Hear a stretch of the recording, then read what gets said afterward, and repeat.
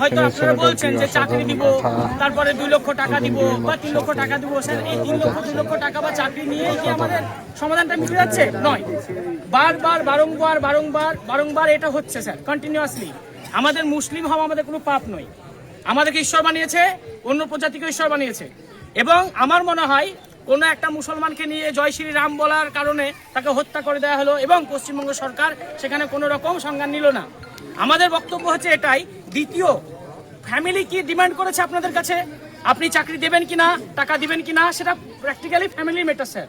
আমাদের ডিমান্ড একটাই, যে আমাদের পর্যায়ের শ্রমিক নেক্সট টাইম কোনো এলাকায় কাজে গেলে এই যদি দেখতে হয় আমাদেরকে স্যার, তাহলে আপনি এটা গ্যারান্টি দেবেন যে আমাদের কোনো ছেলেদেরকে, কোনো মেয়েদের, কোনো কাউকেই বাইরে হত্যা হতে হবে না, বাইরে মার খেতে হবে না। আর নইলে আপনি অ্যাক্ট তৈরি করুন, সেই প্রভিশন অনুযায়ী আমাদেরকে কার্ড দিন এবং সেই কার্ড দেখালে যেন আমরা রক্ষা পাই বা সাবসিডি পাই। আমাদের এটা হচ্ছে। আর বিশেষ কারণ, যে ফ্যামিলিটা মারা গেছে স্যার, তাকে চাকরি দেবেন, টাকা দিবেন, সবকিছু দেবেন। বাকিরা যারা আছে তারা যেন শাহী সালামত বাড়ি ফেরে এবং পুনরায় যেন আবার যেন আমাদেরকে মব লিঞ্চিং এর মুখে না হতে হয়। এই যে ভারতবর্ষে মব লিঞ্চিং হচ্ছে, এর বিরুদ্ধে আমরা মুসলমানরা সবাই সঙ্গেন। আমরা কিন্তু এই প্রথম এই বেলডাঙ্গাতে আন্দোলন হলো, এর থেকে স্যার এরপরে যদি আমাদের মধ্যে মব লিঞ্চিং হয়ে যদি কোনো ভাই মারা যায় মুসলিম হয়ে, ঠিক আছে, এর থেকে বিরাট নিথর আন্দোলন হবে স্যার। আমরা আর পিছু হটবো না, বা কোনো সরকারের কথা শুনবো না, কেন্দ্র সরকারের কথা শুনবো না। আমরা যা পারি আইন হাতে নিয়ে যদি মরতে হয় আইন হাতে নিব, মরবো, কিন্তু স্যার জায়গা ছাড়বো না, কারণ আমরা মুসলমান। ভারতবর্ষে আমরা আছি।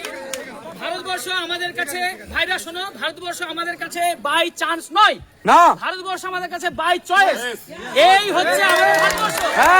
আমি মুসলিম হই, শিখ হই, জৈন হই, যেই হোক তাই হোক, ঠিক আছে, প্রত্যেক জনের এই ভারতবর্ষে থাকার অধিকার আছে। সংবিধান অনুযায়ী এই ভারতবর্ষের মাটি সবার মাটি, সবার মাটি, প্রত্যেকটা সমাজের মাটি। আমরা এই বক্তব্য বলে স্যার আপনার কাছে আমার রিকোয়েস্ট, আমাদের যেন এই ভাইরা খেটে খাওয়া মজুর, তাদের কাছে যেন হত্যা না হয়, আমাদের যেন প্রিভেনশন করা হয়, এর জন্য ব্যবস্থা স্যার আপনাকে নিতে হবে। আপনি যেহেতু আমাদের সরকারিভাবে, আপনি ছাড়া কেউ সহায়তা করতে পারবে না। এসপি স্যার দাঁড়িয়ে আছেন, ডিএম স্যার দাঁড়িয়ে আছেন, দুই আইপিএস অফিসার মিলে যদি আমাদেরকে যদি রক্ষা না করতে পারে, আমার মনে হয় ভারতবর্ষে আর কেউ রক্ষা করতে পারবে না।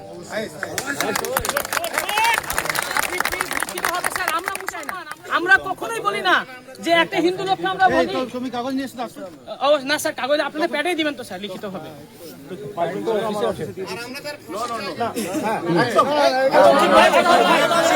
আমি বলি যে এই ক্রিমিনালরা এই জঘন্যতম অপরাধ করছে, এর জন্য স্যার আপনাকে কঠোরতম শাস্তির যদি প্রিভেনশন করা হয়, দ্বিতীয়বার এই জিনিসটা ঘটবে না। আমরা দেখছি কোন হিন্দু যদি কোনো মুসলমানকে মারা হচ্ছে, বিজেপি সরকার তাকে গলায় ফুলের মালা দিয়ে, তাকে চাকরি দিয়ে আরো উপরে উঠানোর একটা চেষ্টা, মব লিঞ্চিং যেন বাড়ে। এই কারণে আমরা মব লিঞ্চিং এর বিরুদ্ধে। স্যার আপনি যা বলবেন বলুন স্যার, আজকে আমাদের একটু বলতে দিন।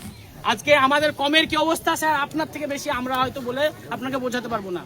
মুসলিম হওয়াটা স্যার কি অপরাধ?